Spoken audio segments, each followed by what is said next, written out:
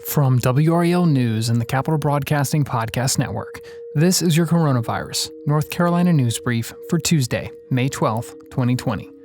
I'm Cliff Baumgardner. Here's the latest from WREL.com. Today, Dr. Anthony Fauci, the nation's top infectious disease expert, bluntly warned of serious consequences if state and local officials lift stay-at-home orders too quickly, even as President Donald Trump pushes them to act to right a free-falling economy. Fauci's testimony before a Senate committee came as more than 24 states have begun to lift their lockdowns as a first step towards economic recovery. Underscoring the seriousness of the pandemic that has reached Congress and the White House, Fauci and other experts testified by video conference from their homes. They stressed that pandemic danger persists even as testing increases and work toward a vaccine and treatments continues. Fauci told senators more COVID-19 infections are inevitable as people again start gathering, but how prepared communities are to stamp out those sparks will determine how bad the rebound is, adding that if there is a rush to reopen without following guidelines, the country could start to see small spikes of infection that might turn into outbreaks. In fact, Fauci said opening too soon could turn the clock back on the pandemic, and that not only would it cause, quote, some suffering and death that could be avoided, but could even set you back on the road to try to get economic recovery, end quote. Worldwide, the virus has infected nearly 4.2 million people and killed over 287,000, more than 80,000 in the U.S. alone. In North Carolina, more than 15,000 people have tested positive for the virus, and at least 589 have died as of the time of recording. The U.S. Environmental Protection Agency has released a web-based app that allows people to quickly identify disinfectant products that meet EPA's criteria for use against the coronavirus.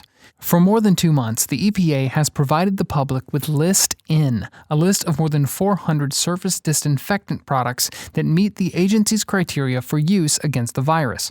Now, the agency transformed the data into a browser-based app that allows users to rapidly identify the disinfectant products best suited for their needs.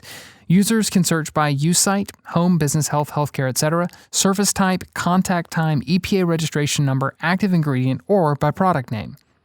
A link to the app can be found on our website.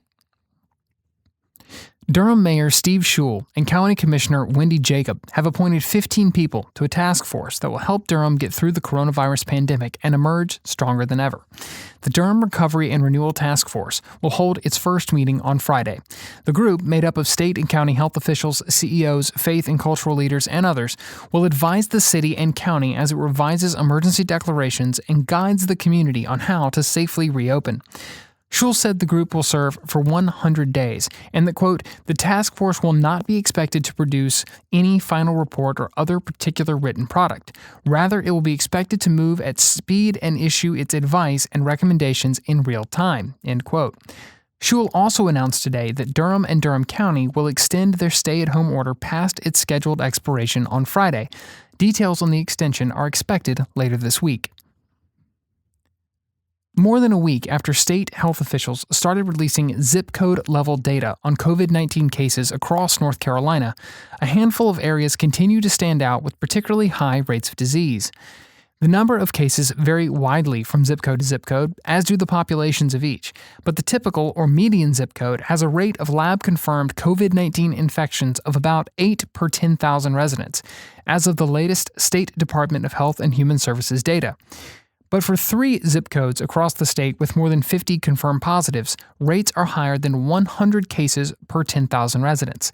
They include zip codes in and around Butner, Siler City, and Goldsboro. Home to a federal prison with a reported outbreak among both staff and inmates, Butner's 27509 zip code also tops the state's death rate among zip codes with more than 50 confirmed COVID-19 cases.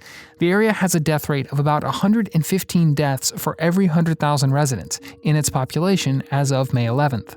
It's followed by zip codes in and around Lewisburg and Salisbury, which have death rates of 79 and 65 deaths per 100,000 respectively. You can search your own zip code using WREL.com's interactive map. It's updated daily with new data from DHHS. This has been your Coronavirus North Carolina News Brief for Tuesday, May 12, 2020. As always, if you like the information and resources you get from this show, let us know. Leave a rating and review wherever it is you listen. And be sure to subscribe so you don't miss our latest episodes. Thanks for listening.